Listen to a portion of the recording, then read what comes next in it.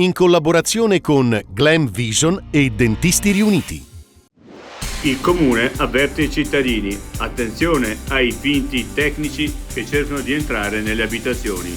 L'appello a Levico dopo i furti a Telve e Caldonazzo. Poca neve e l'uso dei cannoni è già costato più di 6 milioni solo in Trentino. Non siamo preoccupati per chiusure anticipate. L'industria della neve regge, soddisfatti. Così addio a piste blu, motoslitte per i rifugi e sci alpinismo. Pailoni contro i comuni che bocciano la legge dell'assessore sugli impianti. Muore colpito da un taser a Collisarco. La procura dopo l'autopsia. L'assunzione di cocaina ha comportato un evento cardiaco. L'altra montagna.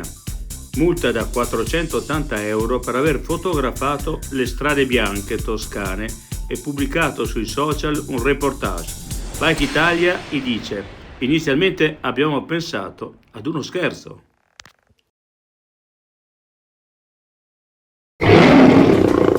Vuoi denti da leone? Dentisti Riuniti, Rovereto, Cles, Mezzo Lombardo, Levico Terme. Chiamaci. dentisteriuniti.it